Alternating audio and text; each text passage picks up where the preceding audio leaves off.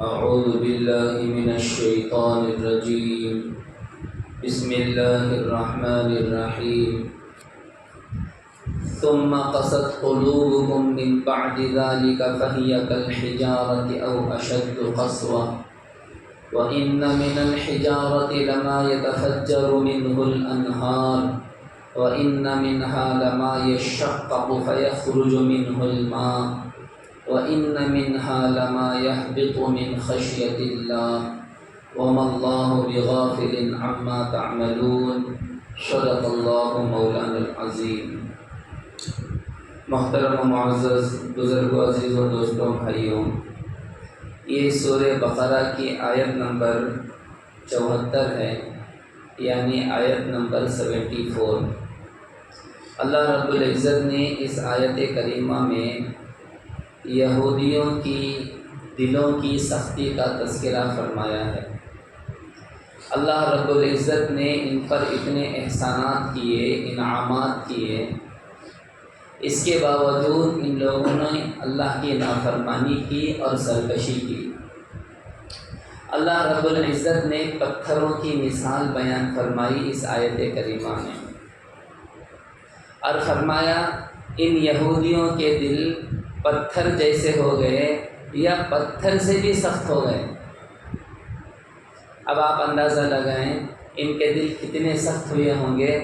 قرآن مقدس ان کو کہہ رہا ہے او اشد قسوہ، ان کے دل پتھر سے بھی زیادہ سخت ہو گئے۔ کتنے سخت ہو گئے ہوں گے ان کے دل۔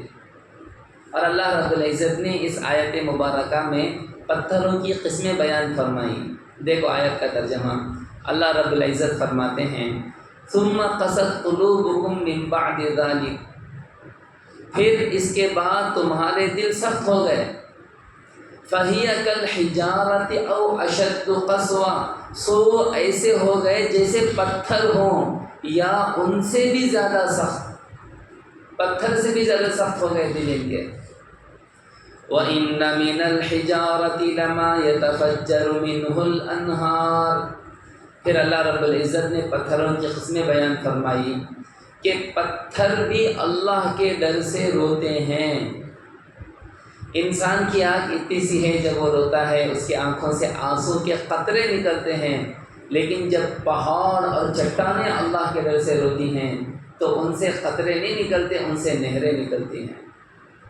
تو اللہ رب العزت فرماتے ہیں وَإِنَّ مِنَ الْحِجَارَةِ لَمَا يَتَفَجَّرُ مِنْهُ الْأَنْهَارُ، اور بلا شبہ بعض پتھر ایسے ہیں جن سے نہریں جاری ہو جاتی ہیں۔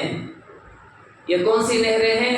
یہ اللہ کے ڈر سے، اللہ کے خوف سے نکلنے والی آنسوؤں کی نہریں ہیں۔ یہ پانی کی نہریں نہیں ہیں، یہ خوف خدا سے نکلنے والے آنسوؤں کی نہریں ہیں یہ۔ پھر فرمایا وَإِنَّ مِنْهَا لَمَا يَشَّقَّقُ فَيَخْرُجُ مِنْهُ الْمَاءُ، اور بلا شبہ ان میں بعض پتھر ایسے ہیں جو پھٹ جاتے ہیں، پھر ان سے پانی نکلتا ہے۔ اللہ کے ڈر و خوف سے وہ پھٹ جاتے ہیں، اور پھر جب وہ رونا شروع کرتے ہیں تو ان سے پانی نکلتا ہے۔ وَإِنَّ مِنْهَا لَمَا يَهْبِطُ مِنْ خَشْيَةِ اللَّهِ، پتھروں کی تیسری قسم اللہ رب العزت نے بیان فرمایا بلا شبہ ان میں سے بعض پتھر ایسے ہیں جو اللہ کے ڈر سے گر پڑتے ہیں، وہ اپنے آپ کو سنبھال نہیں پاتے، وہ اونچائی سے نیچے گر جاتے ہیں۔ اور اللہ فرماتے ہیں وَمَا اللَّهُ بِغَافِلٍ عَمَّا تَعْمَلُونَ، اور اللہ جل شانہ ان کاموں سے بے خبر نہیں جن کو تم کرتے ہو۔ تو اللہ نے اس آیت کریمہ میں پتھروں کی قسمیں بیان کر کے فرمایا کہ یہ پتھر بھی اللہ کے ڈر سے روتے ہیں، پھٹتے ہیں، گرتے ہیں، لیکن یہودیوں کے دل ان پتھروں سے بھی زیادہ سخت ہو گئے ہیں، یا یہ پتھروں کی طرح ان کے دل ہو گئے ہیں۔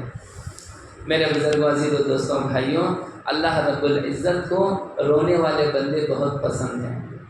اللہ کو بڑا پیار آتا ہے ان بندوں سے جو بندے اللہ کے ڈر و خوف میں روتے ہیں۔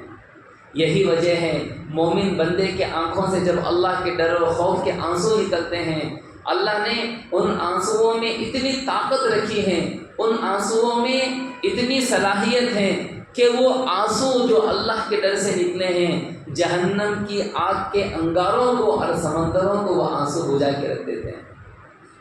جہنم کی آگ کی انگاری کی وہ کیفیت جس کو حدیثوں میں بیان کیا گیا کہ مشرق میں اگر وہ ظاہر ہو جائے، مغرب میں رہنے والا انسان جل بھن کے فنا ہو جائے، ایسی تپش اور گرمی کی آگ کو بھی وہ آنکھوں کے آنسو بجھا دیتے ہیں۔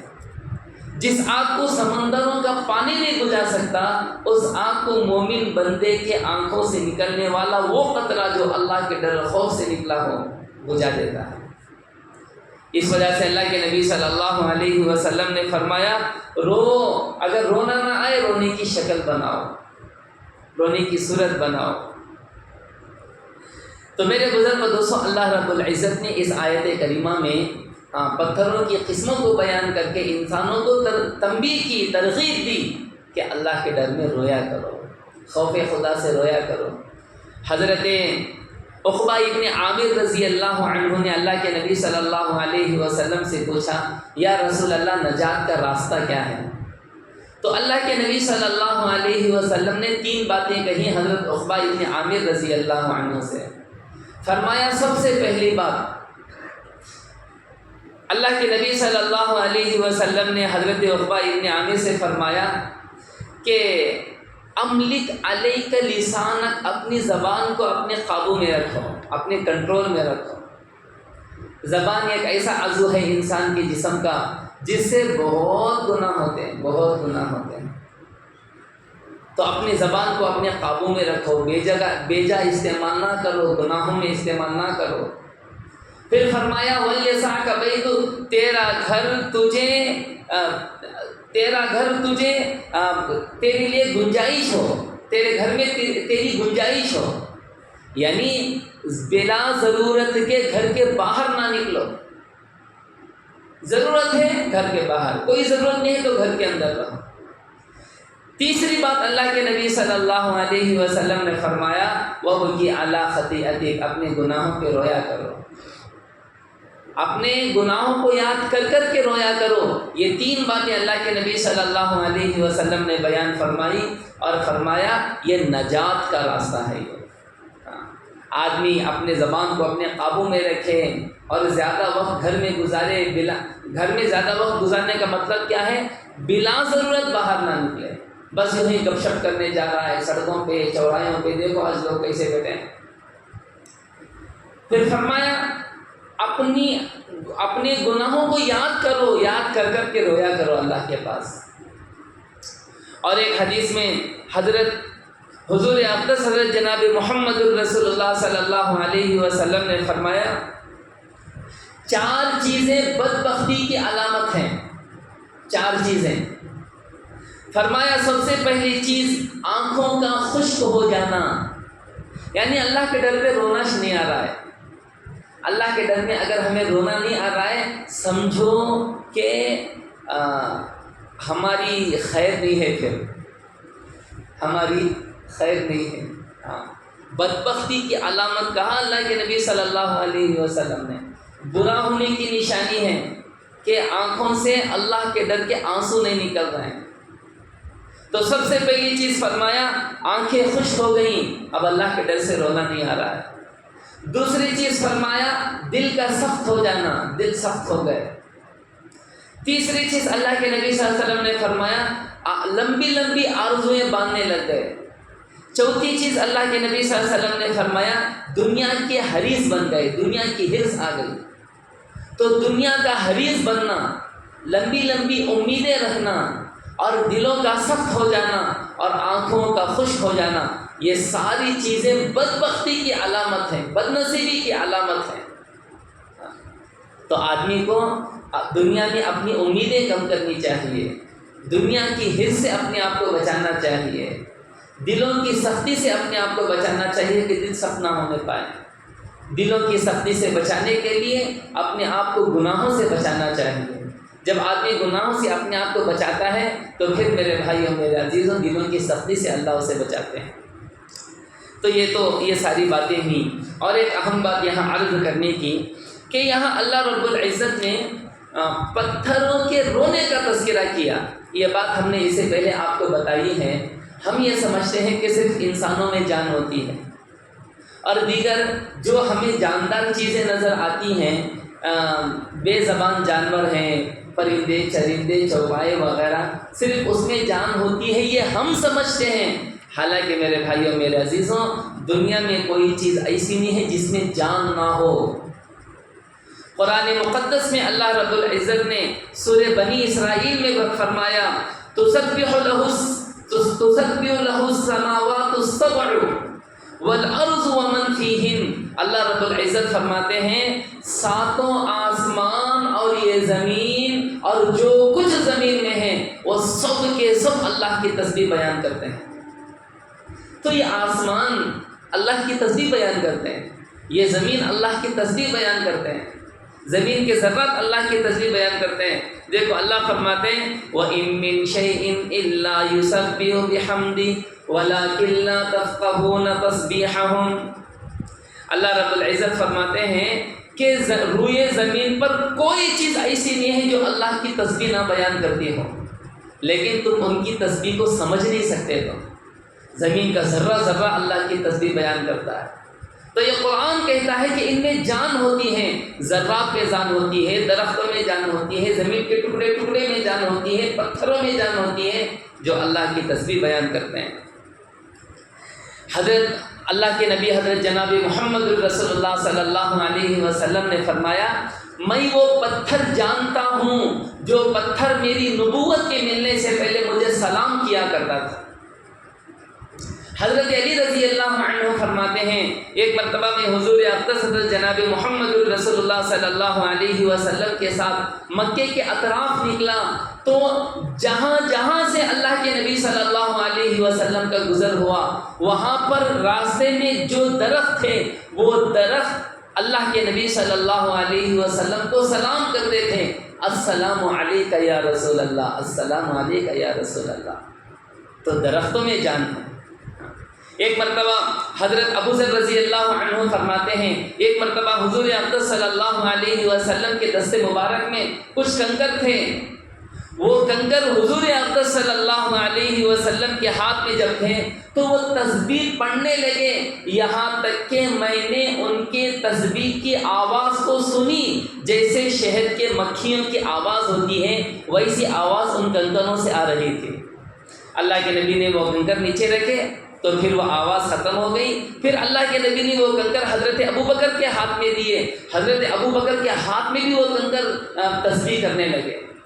پھر حضور پاک صلی اللہ علیہ وسلم نے حضرت عمر کے ہاتھ میں وہ کنکر دیے، حضرت عمر کے ہاتھ میں بھی وہ کنکر تسبیح کرنے لگے. پھر حضرت عثمان غنی کے ہاتھ میں اللہ کے نبی صلی اللہ علیہ وسلم نے وہ کنکر دیے، حضرت عثمان غنی کے ہاتھ میں بھی وہ کنکر، ان کنکروں نے تسبیح پڑھا. حضرت ابو ذر رضی اللہ عنہ فرماتے ہیں ہر مرتبہ میں نے ان کنکروں کی آواز خود سنی. تو یہ کنکروں میں جان ہوتی ہے.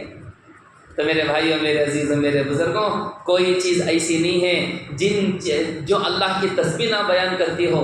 لیلۃ الجن کا جو واقعہ ہے جس میں سورہ جن نازل ہوئی، اللہ کے نبی صلی اللہ علیہ وسلم جب قرآن پڑھنے لگے تو نصیبین کے جنات نے جب آ کر اللہ کے نبی صلی اللہ علیہ وسلم کا قرآن سننا شروع کیا تو حضرت عبداللہ ابن مسعود رضی اللہ عنہ سے کسی نے دریافت کیا کہ جب اللہ کے نبی صلی اللہ علیہ وسلم نے قرآن پڑھنا شروع کیا تھا، جب جنات اللہ کے نبی صلی اللہ علیہ وسلم کے قرآن خدمت میں آئے تھے تو حضور کو کیسے معلوم ہوا کہ جنات آئے ہیں؟ تو فرمایا حضرت عبداللہ ابن مسعود رضی اللہ عنہ نے اللہ کے نبی صلی اللہ علیہ وسلم کے قریب میں جو درخت تھا اس درخت نے حضور سے کہا کہ جنات یہاں پر آئے ہیں. تو یہ ساری روایتیں میں اس وجہ سے بتا رہا ہوں کہ اس ذرے ذرے میں، زمین کے ٹکڑے ٹکڑے میں، درختوں کے پتوں پتوں میں جان ہوتی ہے جو اللہ کی تسبیح بیان کرتی ہے، اللہ کی پاکی بیان کرتے ہیں. تو میرے بھائیوں میرے عزیزوں میرے بزرگوں یہی وجہ ہے کہ یہ درخت یہ جو ہے نا پتھر یہ اللہ کے ڈر سے روتے ہیں اور ان سے نہریں نکلتی ہیں ان سے. تو اللہ کے ڈر میں رونا بڑی سعادت مندی کی بات ہے اور دلوں کا سخت ہو جانا، آنکھوں کا خشک ہو جانا آدمی کی بڑی بدبختی کی علامت ہے.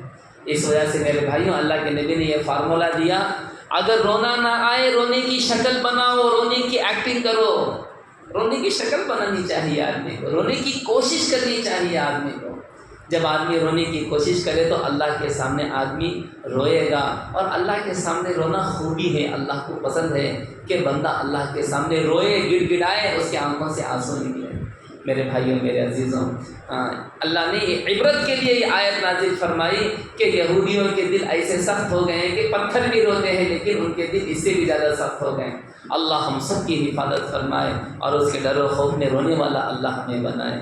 سبحان اللہ و بحمدہ، سبحانک اللہم و بحمدک، ونشہد ان لا الہ الا انت، ونستغفرک ونتوب الیک۔